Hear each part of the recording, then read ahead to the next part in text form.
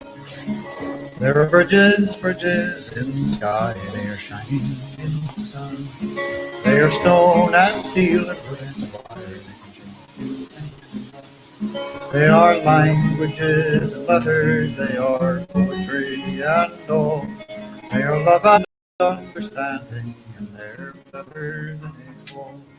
They are languages and letters, they are poetry and all. They are love and understanding, and they're better than all.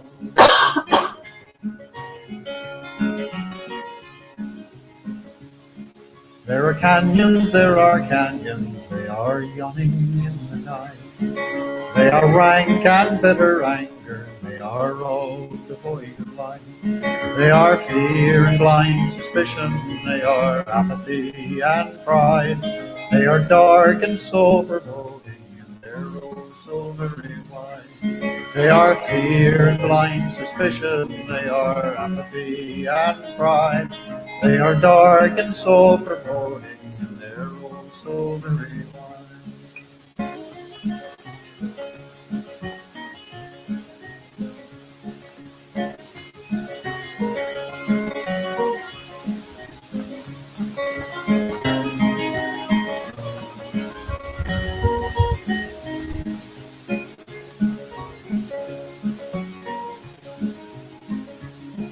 Let us build a bridge of music, let us cross it with a song. Let us span another canyon, let us right another wrong. Oh, and if someone should ask us where we're off and bound today, we will tell them building bridges and be off and on our way. Oh, and if someone should ask us where we're off and bound today, we will tell them building bridges and be off and on our way. We will tell them building bridges. We will tell them building bridges and be off and on our way. That was Bill Staines. Thank you for letting us use your song Bridges on Bridges Programming. This is Sunday on the Front Stoop with Bridges Programming. And we also have now, this is a nonprofit thing that goes to Renew the Earth. And we are here with you on Sunday. It is a function of Renew the Earth to bring you programming that talks about humanitarian issues. So you're welcome to join us. Or to do programming. And join us on get your own program started. As long as it's a humanitarian program, we have no problem with you coming abroad and talking about things to help save our species. Mm-hmm. I have to move over. I see that right away. So you want to come this direction? Okay. So, there you go. Okay, well, here we are. This is Sunday on the Front Stoop, and we're going to be talking about the news today. Well, yeah, we've been advised that it's useful for us to kind of refer to what's going on in our real time as we're promoting a concept that we feel could be very beneficial to the economic system if people start thinking about it seriously and talking about it with their neighbors and each other. Shall I read the summary today? Yeah, sure. Dennis, or do you want to read the summary? You want to read the summary, Dennis? Oh, by the way, that's Susan Coleman. I'm Jeff Bella, and Dennis Carries is on the phone. You can call in at the phone. Are you ready? What's the phone number, Dennis? You have that handy? Jeff. Okay, Susan, you ready? Yeah, he'll read it, and then I'll say the phone number. Go ahead. Good. Sunday on the Front Stoop. Why is the U.S. becoming a police state? As Buckminster Fuller said, environment is stronger than will.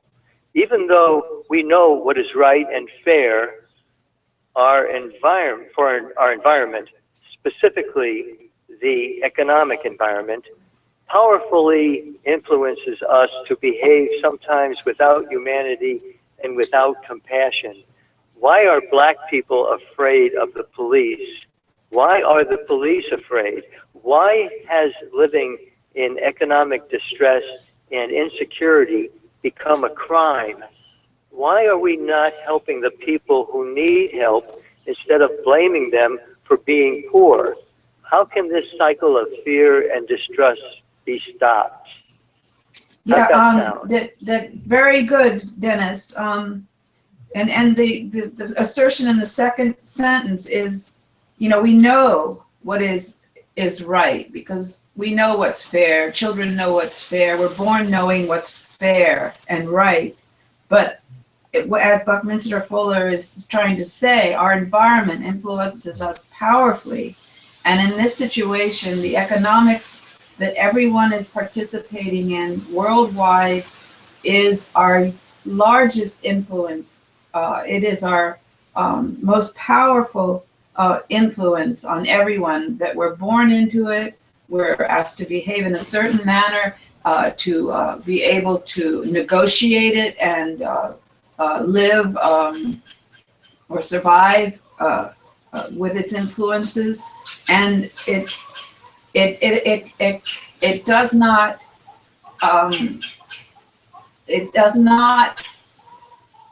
ask of humanity. Our economic system does not ask of humanity, of our species, to be humane to each other. It asks us to compete with each other. It asks us to make as much profit as we can out of every situation. It asks us to eliminate things in our education system that do not make money, eliminate the arts, eliminate music, eliminate any kind of sciences that are general, not specifically trained toward technical possibilities that can be turned into cash. So we've got a situation where money and the making of money, profit making, these are all the most important things to consider as you become an adult and become a way that we measure each other. Just because this is our environment, and did you want to say something? Well, Bucky Fuller said if we use money, he was the first person that I heard of, and I'm sure there's others, that said we can't use money to calculate what humanity's worth. Right. He said we should be using kilowatt hours, an energy unit. Something that is real and physical. Right, and we all are energy, and we can measure in fact exactly the energy from the sun we need for food and shelter. And we all know we need education. And we all know we live about 80 years of life. We normally don't live longer than 80 years. And this has nothing to do with the color of our skin right. or anything. And it does. And I'll give you, for instance, the older we get, our minds start to go bad. Our hands start to go bad. Our fingers, our body deteriorates. That's a human fact of life. We can't change that. Some will age different than others. Some will die younger. Some will live longer. But in essence, human beings have a lifespan. And just like a tree or any living thing, we have a lifespan. Goes through cycles. Right. And we are going to die. So the most precious thing a human being has is their life, their lifespan. And that's about 80 years. And of course, the last few of those years are not going to be as productive as the earlier years. The trouble is our production is measured in money and not in actual quality of life. And that, I think, is where we're missing out. So we're saying that we should be changing the way we worship money. And the problem we have... we shouldn't be worshiping money. We shouldn't be worshiping... It's the golden cow, right, just like before. Just like in religious portions. But references. If you notice what's going on in the news today, they're saying in poor areas or impoverished areas or underdeprived areas, they're having problems. Well, of course they're having problems. But what makes it poor? What makes it deprived? What makes it financially Okay, let's face what it is. What is making things more stressful, more poverty? There's been a transition within the larger economy. Large corporations are going not to hire workers for a lifetime and have a relationship with them. No, we want temporary. We want profit making for money. And they found that it was a lot money. more profit to be made. If they didn't have full-time, they didn't pay pensions, they don't have any benefits. This is like, you know, a no-brainer for them. And they transitioned to that. 40% of our workforce, our United States workforce, is what they call contingent. In other words, their job can go, you know, you can have maybe 5 months. Okay, you're on the job. Okay, now you're laid off for a couple of months. Oh, we'll probably hire you back next month. And what happens when they pay lower wages? So they don't make as much money. They're job insecure, financially insecure. 40% of our workforce. Now, most of those, and also 40% of our, you know, this is also contributed, this 40% is also being contributed, being influenced by the type of even full-time work that's possible right now, which is mostly, service jobs in restaurants or fast food places and cashiers. These are low-paying jobs that, and even Walmart. I mean, we already know this now that they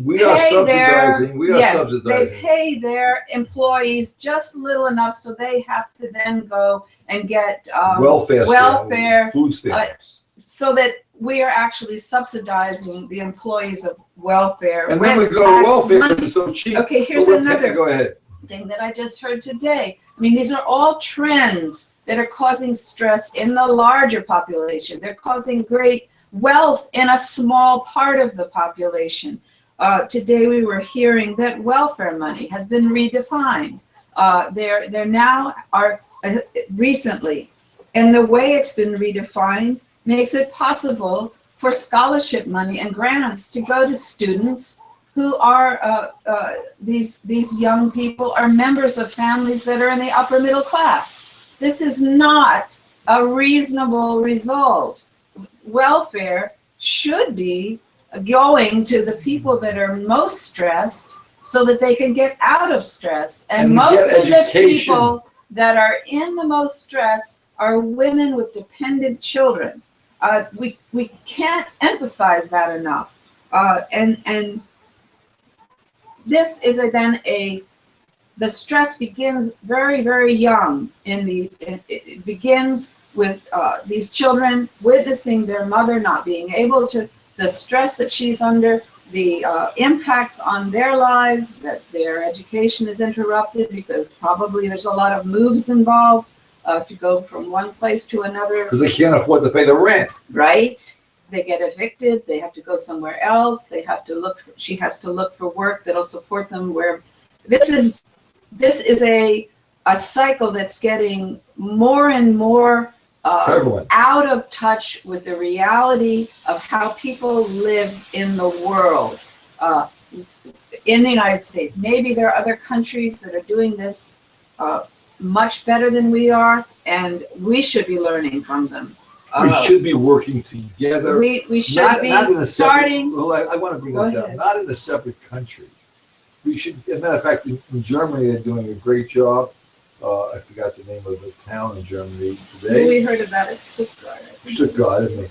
Everyone driving fancy cars, BMWs, Porsches, whatever. And their statement was, we need to get rid of the borders, because they were talking about the euro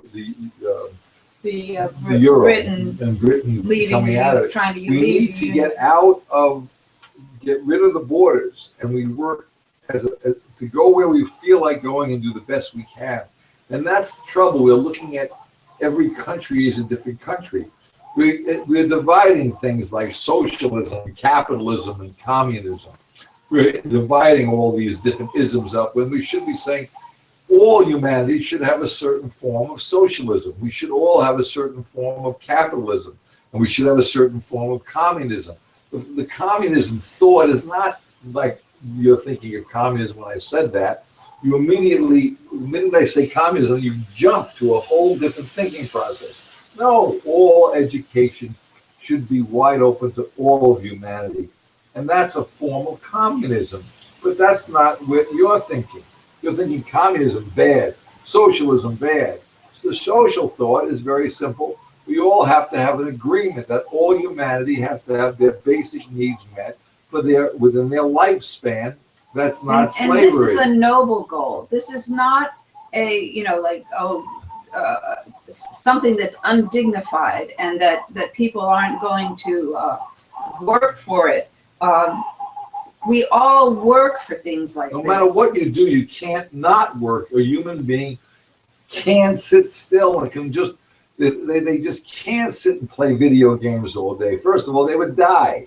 You've got to, and they have to get, I know people who can afford to sit around and do nothing all day, but they really is not what they want to do. They oh, what can I do to make it better? I'll walk, I'll do something.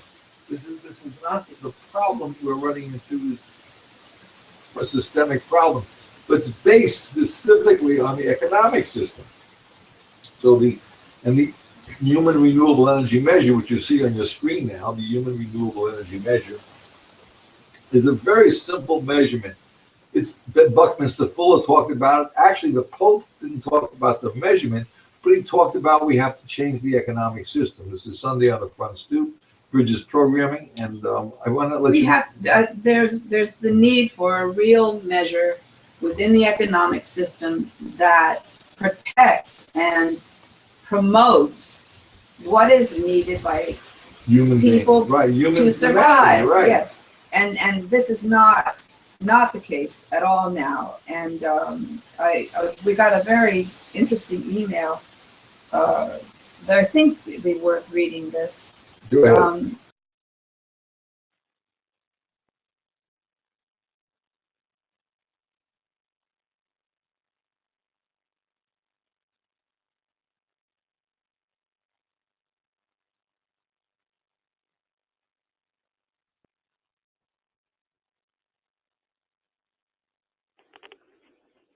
Jeff, the audio just cut off.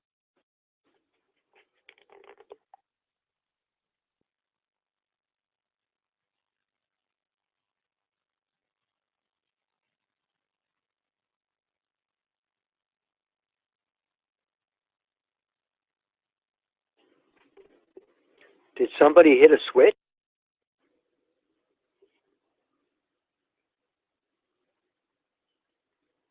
I can still see the video on the screen, but I hear no audio.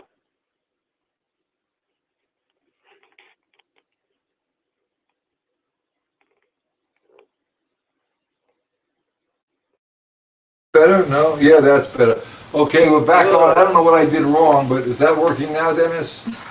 Oh, yeah, just came back let me on. go That's on great. then. Go ahead. I apologize for the technical Susan. difficulty. Okay. Yeah, can Dennis ask a real quick question? What I was going to say. Go ahead, Dennis. Ask your question.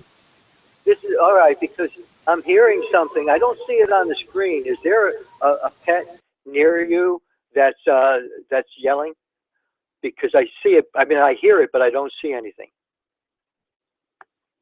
I see you and Susan, Jeff, but I don't see the animal that I'm hearing. Oh, wait a minute. Jeff might have just pressed a key, so then we're going to see outside possibly. No? Okay, it's back to Jeff and Susan. Okay, I'm sorry. Keep going. Sorry.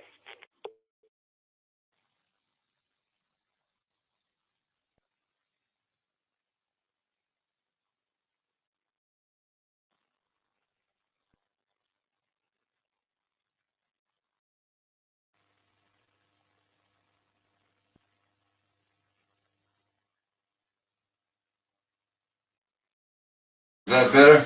That's the one. Is that working? Good. now? Jeff is back. Well, don't lower it. Good. Okay, that's much better. Oh. I don't know what I did wrong, Well, but let me go ahead with Go this because we're Thanks, Susan. bogging down with technical difficulties. Okay, and this is Thomas Greco speaking from his website, Beyond Money. I'm jumping in. The elite propaganda machine would like us to believe that it's xenophobia. But he says no. It's the same phenomenon we're seeing, and he's saying in response to the Brits voting to leave the European Union. And the elites, he says, would have us believe that it's xenophobia, but he's saying no. This is the same phenomenon we're seeing in America. Quite simply, people in Britain, America, and elsewhere are finally getting wise to the neoliberal agenda, which seeks to disempower people and their elected governments and place power in the hands of unelected, undemocratic, global banking and corporate elite.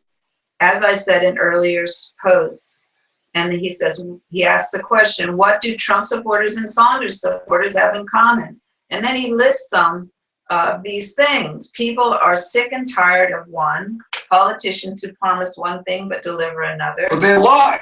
2, political correctness that interferes with our ability to debate the deeper issues and concerns. 3, rich getting richer and ever more powerful while the middle class is being destroyed. 4, banks, big banks that are too big to fail yet refuse to provide adequate financing to small local businesses. 5, legislation that favors big corporations over small and medium-sized enterprises.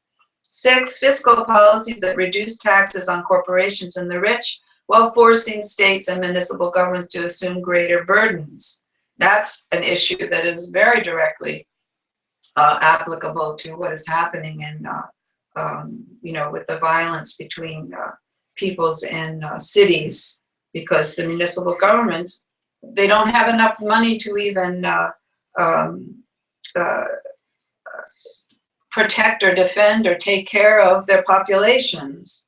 But then he goes on, trade agreements that cede power from sovereign governments to transitional corporations, thus undermining democratic government, the rights of labor and environmental protections. Finally, a disastrous foreign policy of interference in countries around the world that kills thousands of innocent people and stirs up hornets' nests of resentment that manifest as massive displacements of people and acts of terror against the U.S. and its European and NATO allies. So then what all the news picks up, for the most part, though occasionally we get a really good report, like this morning about where the welfare money is actually going in the United States, but then you get only the BBC running around the world like an ambulance chaser, finding every terrorist event they can find, and that's all you hear. And you don't hear why it's happening, all these things that are behind it that I just read. I think he's totally on target with this stuff. Right. And you can find this on his website, Beyond Money. He doesn't always talk about these things, but in these couple of posts he did, and I printed out another one that I thought was very significant. And he entitles it Brexit, which means the British exit, and the prospects for Europe and the world. And he is saying, how this is probably going to play out the way he sees it because of the pressures that are all around us right now. But he's saying, and this is Thomas Greco. It's very difficult, quote, to know what the tactics and specific manipulations of global elite might be from day to day. The Brexit vote surprised almost everyone, including me, but it's hard for me to imagine that Brexit might be something the elite want because they have engineered the terms of European Union to concentrate ever more power in their own hands, which is what they've been up to for decades, if not centuries. So he's saying that they were surprised too, and we're not trying to engineer this kind of result. So then he goes on to say, therefore, I expect a lot of foot dragging, and I do not expect the referendum to be acted on with any haste. Instead, terms of union will be renegotiated with the apparent but not real return of some sovereignty to the Brits. Then stay will be sold to them and another referendum held to legitimize remaining in the union. So I think he's probably correct about that. If you want to look, at how this, because a referendum is just that. It's what the people feel like at that moment. That can be tipped again to staying, and that is the pressure that is on from all banking and large corporate interests. They don't want Britain to leave the Well, you union. know something, I don't know That if this isn't is, in see, the- here's my problem. I think this is all a red herring. Yeah, well, The in real- some respects. and it's all a red herring. We keep our mind off the real problem. The problem is, in my opinion, that we have to change the way we look at the economic system.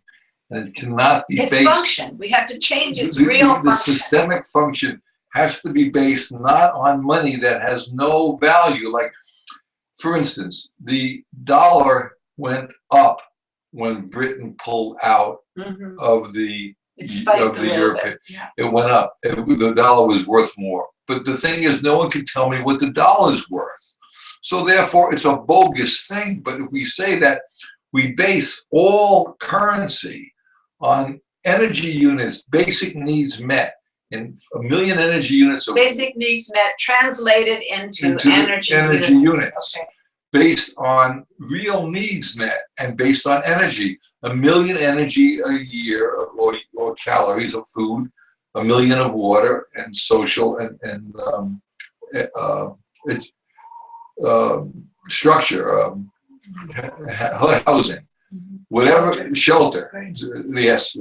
So you need food, water, and shelter. Otherwise, you will die. And we know exactly how much you would need. I mean, I shouldn't say exactly, more or less. And then you need the education. And we have an agreement, a social agreement, that all humanity has to have their basic needs met all over the world. And we base it on energy units, not on currency and money. You can convert it later on if you choose, or after the fact. You can then convert it to currency if you want to do that, which is fine. But you must always make sure all humanity has their basic needs met based on the energy units.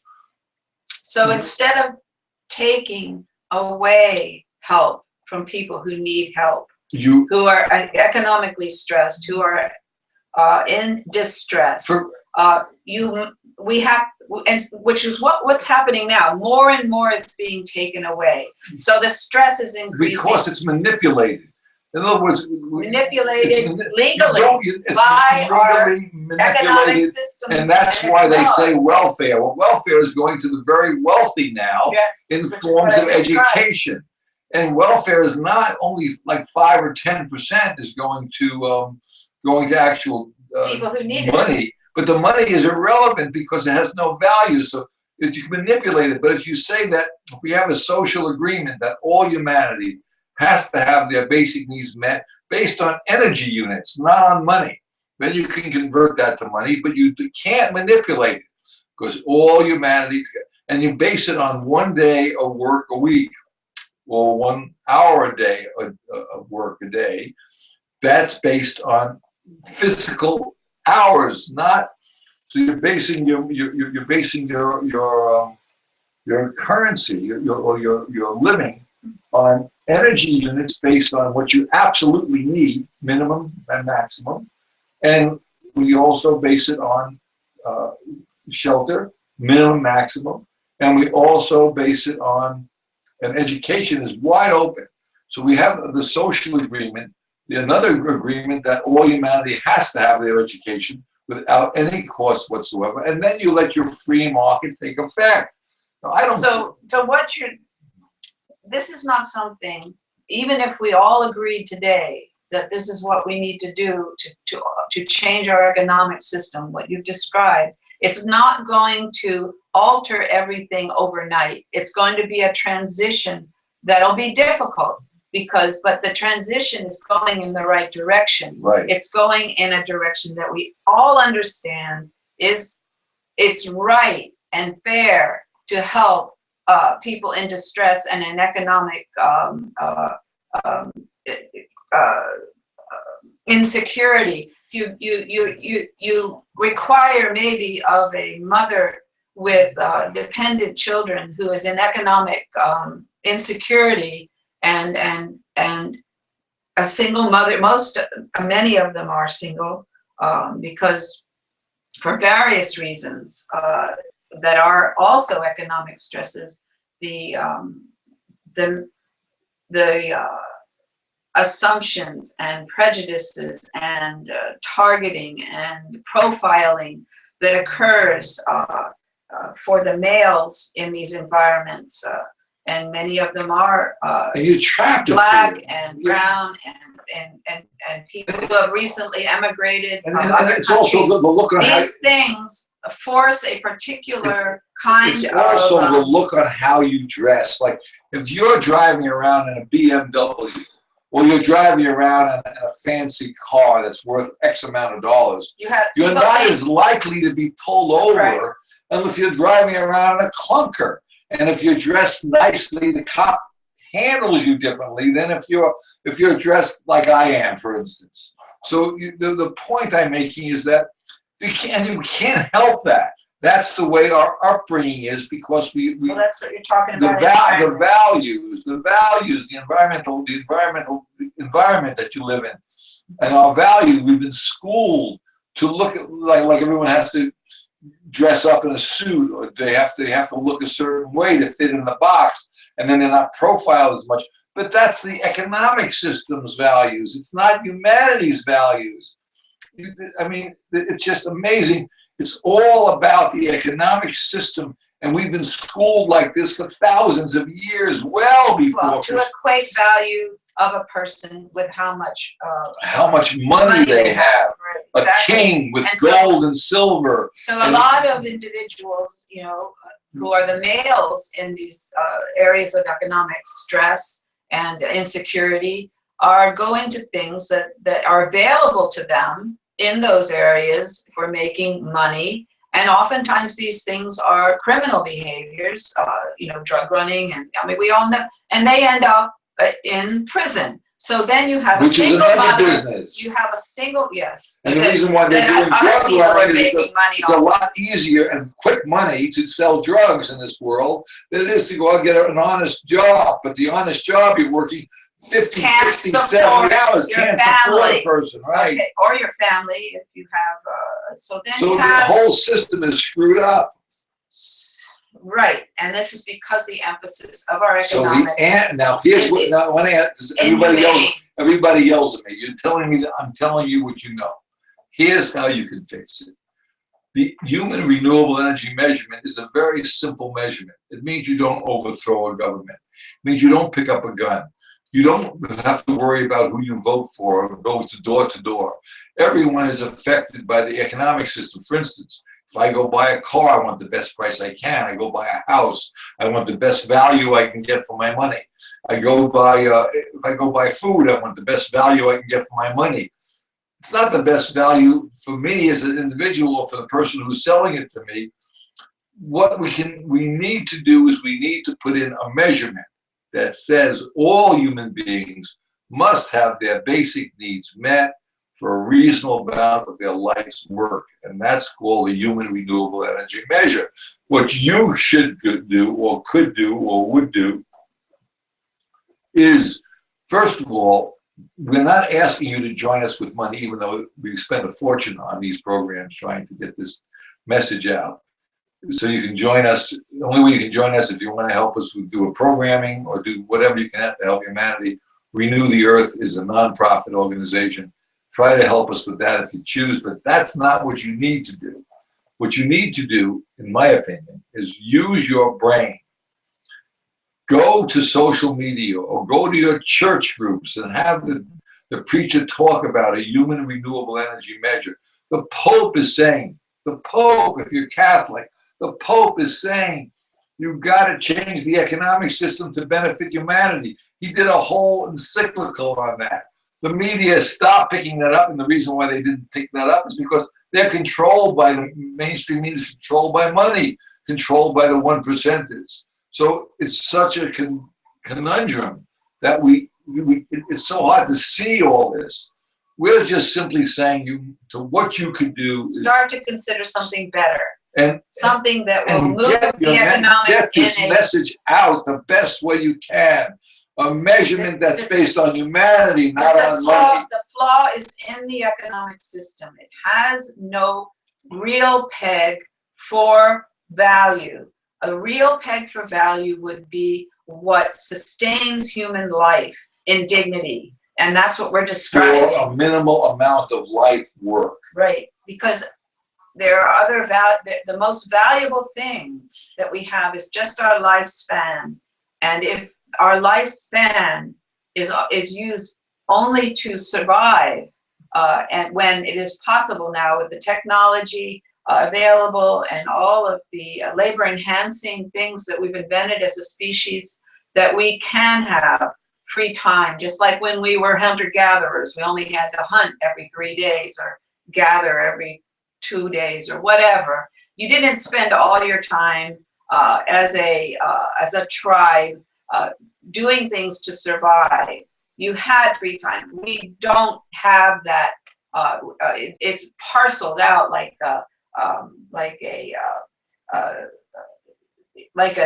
miser would give a penny to a starving child.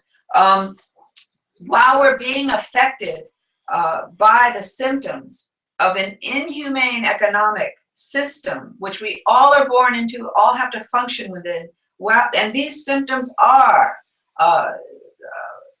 the stresses, the poverty. Poverty is not a natural state. And all of the horrendous results of that. Poverty is made by man. Right. Just like borders are made by man. We're on one planet. We're in one species.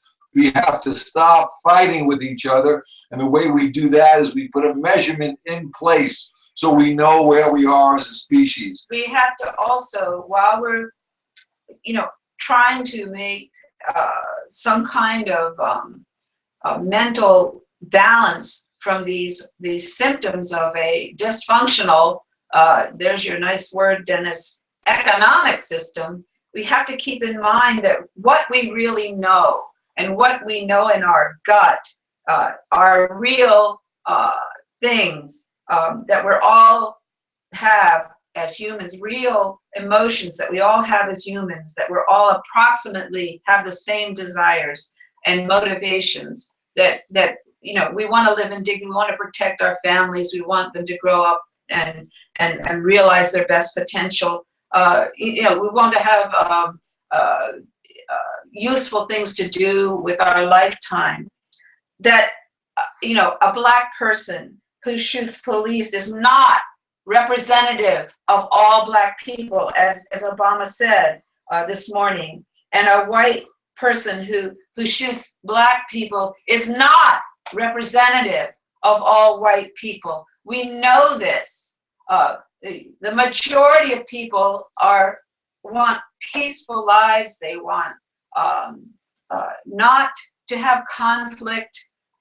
We are being inundated with, it's almost bizarre. It's almost like they're inundating us with all of the nasty symptoms of a dysfunctional economic system, and these symptoms are actually forcing us as a population to turn on each other, to distrust each other, and this plays right into the hands of perpetuating a system you don't even look to see where the stress is coming from, because the immediate stress of your city, people who being shot, that is what you have to cope with, and it's being said to you over and over and over again. We just lost. No, we didn't. We're okay. Oh, okay. And there was another thought that I was coming to with that, and I got distracted by that. But it's very important to keep in mind that 40%, almost half of our workforce now is financially insecure. This is significant on some level or another. 40% of our population is unsure if they're going to get enough food or have shelter the next day. Doesn't take much of an imagination to realize what kind of mental state people who are in that situation are coping with. And when people are vulnerable, other people who are, perceive themselves, because their environment has encouraged this, as superior to those individuals. They make misconceived assumptions about them, and here we have, we were talking. Another thing they were talking. I just realized the thought I had before. Can you hold on to that? This morning they're saying, "Oh dear, we should have other regulations for black people getting guns than white people." Maybe we should have stricter regulations on black people getting guns. Do they have the same regulations? Blah blah blah blah blah. Well, just a couple of weeks ago, we had a white person who had been vetted by a security company and hired by them go berserk and kill 40 people. Because of the economics, of what they see in the world. This is a non-issue. It doesn't matter who you vetted, who you've... It's all about the economic stresses of the world. And vulnerable mentalities will go berserk. But these are not people that are representative of the whole. And we have huge populations around the world now. It's gone from the 60s from, 2 billion to now we're close to 7 billion. We're going to have more vulnerable mentalities. We're going to, BBC can easily find some tragedy happening and some shooting happening. In fact, someone was saying, and he was a professor who'd been studying this, Georgetown University or something, and he was saying that, really a lot of why we're hearing so much more about all of the shootings and the terrorist events, and it's not like they haven't been happening before, and probably about the same percentage they're happening now. It's that people are recording them on their phones, they're reporting them. We have a better communication system throughout most of these highly populated areas than we've ever had before. But no one's personally commuting, by the way. No one's personally interactive. They got faces, but they're not dealing with individuals' feelings. We have the best communication that I've seen and this ever. is a disassociation that is being encouraged because we think, because it's all out there, I don't need to think about it. Before I forget this again, the average officer out there makes at least 35, 45, 50, sometimes it's $100,000 a year. He's in a different economics strata and mentality, right? Than the people who's working there on welfare, who's getting like 10,000 a year, or less, 12 or less. So he thinks differently of himself because of the amount of money he or she is making. The problem is, if every human being had their basic needs met, there would be security. And there would be security. So he said, I could get a job and work harder. The cops wouldn't have to be working 40 hours a week or even 30, and still get a good quality of life.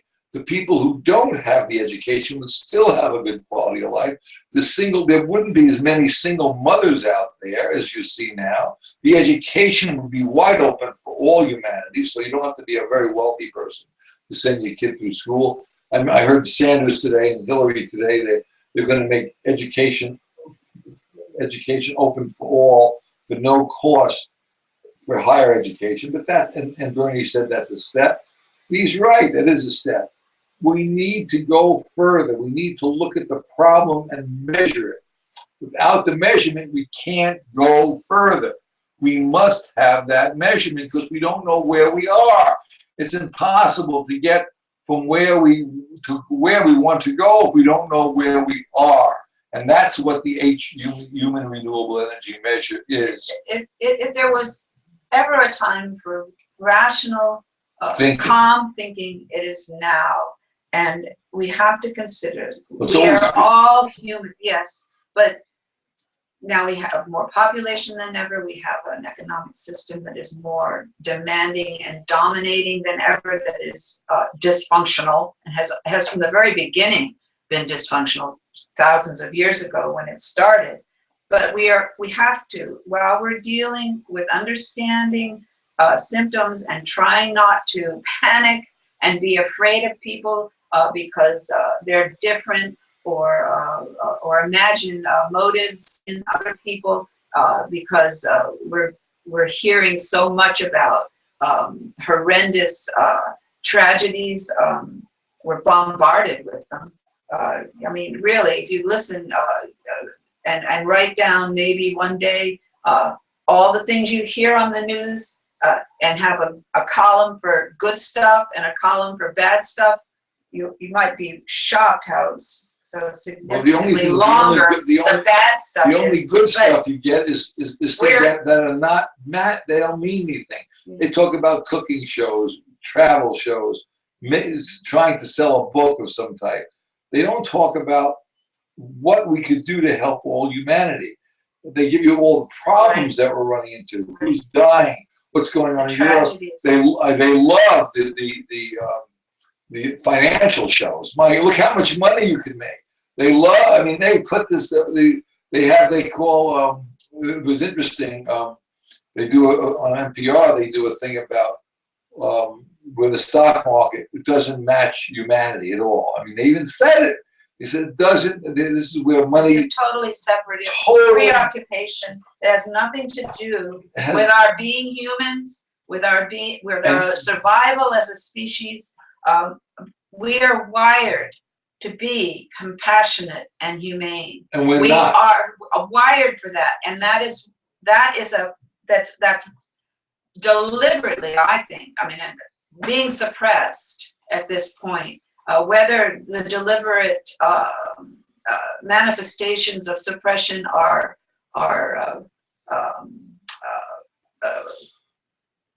they even know what the purpose of it is, because the only way that this could have any kind of the economics, if it proceeds as it is with ever accelerating use of resources, ever accelerating consumption, it's finally going to evaporate, and it's all game over for everyone, even the people who have been benefiting so greatly from this process. And it's just a matter of time when more collapses, more frequent collapses are going to occur. We cannot deny 90% of the human population survival and work only for 10% of the population of the world. In our economics. So they have a better quality. It's impossible. We know logically that this cannot work. Go ahead. The point is that the quality of life is, you don't need to have a Porsche. You don't need to have a fancy car or a fancy home. You need a good quality of life. I'm not saying you shouldn't strive for a good quality of life, a good home. Not everything has to be translated into money. If you think that, if you honestly believe that you have to have a better life to be a better house to make you happier, by all means, go for it, baby. Or a Porsche, or a fancy. If you identify with products, that you've been schooled to do that. To identify. And I'm not faulting you for doing that. Because we've all been schooled. We've all been schooled. We can't stop it. I'm just as guilty as the next person, and I'm aware of what's going wrong. The question is, I don't know how to fix it. I know that as a Western U.S. American white male, I am killing people. I am killing people every single day of our lives that we are trying to get the best deal we can. I'm going to go out later on. I'm going to get the best possible deal I can buy. I'm going to go for dinner. I'm going to get the best possible deal I can get. But why aren't I just going out there to enjoy the thing and not look at the number of how much it costs? Just, that's what I like. It's available to me. Get it. Why can't everyone? I drive a car that I can plug in anywhere. I have a freebie, but I can afford that. Why can't every human being have a car that they can plug in and they don't spend money they don't spend not money so much as their life work to put stuff in that car to make it run. Their lifetime, their working life is their life. You're selling your time. You're selling your life. You're prostituting your life to make money. Why? And most people are doing a job they don't want to do, and they're not doing anything that benefits society. They're running, jumping in their car, staying in traffic, getting to their job, hating their punching in or doing what they do flush papers back and forth, go for lunch, take a break, get home, start all over again the next day, make their dinner, do the whole routine. And always they're not feel doing under time anything, pressure. Right? anything that benefits humanity. It's be cheaper Because to they let them, don't want to. it'd be They're better for the forced into this society situation. if they just stayed home and did whatever they could do to stay home and they had their basic needs met. And then if they choose to do something more than that, and that's what Bucky Fuller was just saying. He said it better than I have, but I'm learning from other people, and that's what we all do. We all build on other people's thoughts. How long did it take us to make a ketchup bottle that was turned upside down? I mean, it was like such an obvious thing. How long did it take us to identify gravity, which has been here forever? It was an obvious thing, but just 400 years ago, out of millions of years, we came up to a thought process. We are not a smart species, even though our PhDs think they're really smart. They're not. We have such a long way to go to grow. If we don't, we will eliminate our species. If we're smart enough, we can, and this is Sunday on the Front Stoop, Bridges programming, we can actually make this a great planet to live on without killing, without hurting other human beings, Without poverty. Without poverty. Poverty is a that is the base of man-made what problem. this stress is between the police and the population. And they'll say they're in poverty-stricken areas. Certainly they're in poverty-stricken. They use different words. They say undeveloped or not undeveloped. I don't know. They have all different words. They have different words to say they're poor.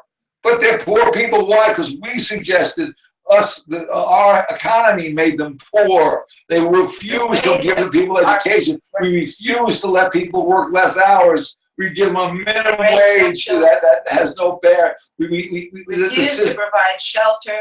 We eliminate shelters that used to, we used to do it better. Actually, around the 60s, there was a burgeoning of understanding. But the economics has gotten ahead of humanity now, and the humane responses are being cloistered in the churches and things like that, and not being allowed to mingle with the economics. And even the church group people argue with each other. Why? Because there's an economic problem within the church groups. They want to get people into their congregation so they can grow their congregation financially.